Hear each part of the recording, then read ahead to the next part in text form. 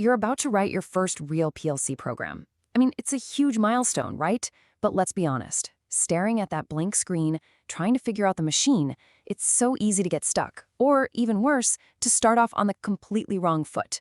And that just leads to hours and hours of frustrating debugging later on. If you're standing at that starting line right now, you know that feeling. It's exciting for sure, but man, it can also be pretty daunting. The pressure's on to build something that actually works and works reliably out there in the real world. And what's the first thing you want to do when you open up that programming software?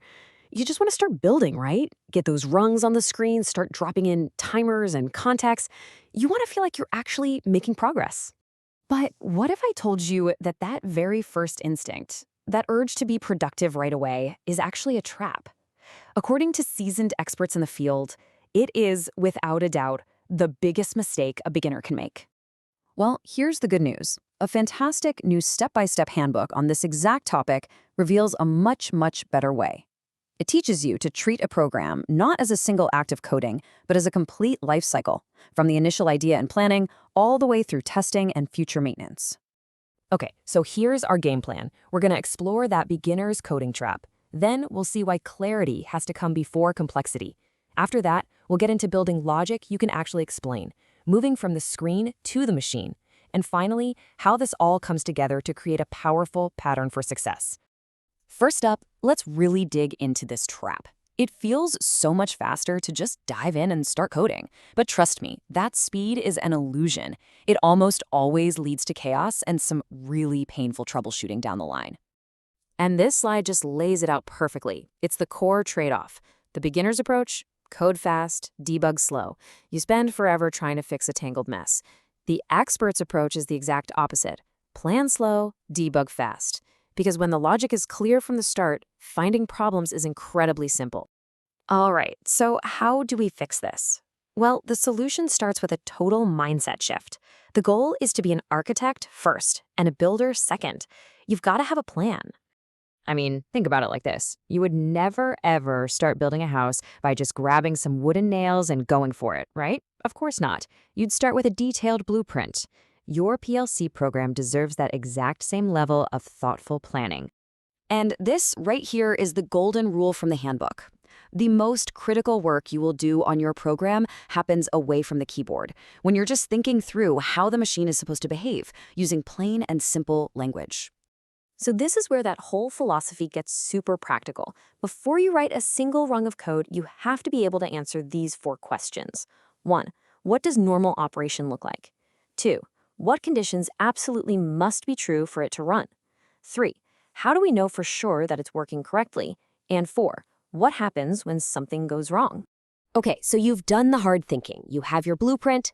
Now you can finally start translating that plain language plan into clean, readable, and most importantly, explainable ladder logic. And you know where this starts? With something so simple: clear tag names. I mean, look at the difference here. Bit A tells you nothing, but main pump ready, that tells you the whole story. This one simple habit can dramatically reduce downtime, because anyone, you or the maintenance tech 3 years from now, can understand the code's intent just by reading it. Now, the handbook also lays out a specific order for how you should write the logic. First, you build the logic for all your run permissives, all the safety checks. Then you write the command logic, like your start-stop circuit. And only at the very end do you write the final rung that actually turns on the physical output. See, this structure isn't random. It's designed to mirror a logical troubleshooting path. And that brings us to the real payoff. This is where all that careful planning and structure makes the most stressful part, testing and troubleshooting, feel systematic and, believe it or not, predictable. You see, when a machine doesn't start, the beginner just starts guessing, but the expert follows a mental model. The handbook gives this an awesome name: the diagnostic ladder. It's a systematic process that completely eliminates guesswork and gets you to the root cause fast. So the ladder has 4 simple steps, and you have to follow them in order. Step 1. Prove the physical input is being seen by the PLC. If it is, move to step 2. Prove the PLC is making the right decision based on your logic. If that's good, step 3. Prove the PLC is actually turning on the physical output. And finally, step 4. Prove the physical device out in the real world is responding. This process just methodically isolates any problem every single time.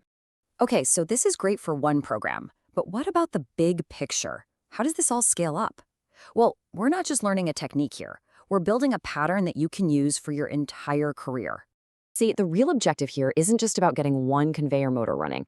It's about building a robust pattern of thinking and programming that you can apply to every single project you touch from now on.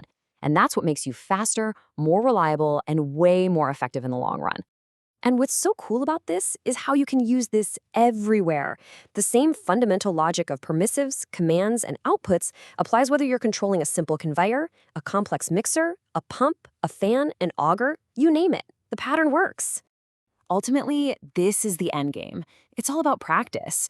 The long-term goal is to make these good design habits so ingrained that they just feel normal, like second nature. Because once that happens, the quality of your work rises automatically, without even trying, because the good habits are already built right in. So as you sit down to start that first program, the question to ask yourself isn't just, how do I make this work? It's, what kind of programmer do I want to become? Is your goal to write something complex and clever that maybe impresses a few people? Or is it to write something clear, simple, and reliable that becomes the foundation for every bigger and better project you'll build for the rest of your career?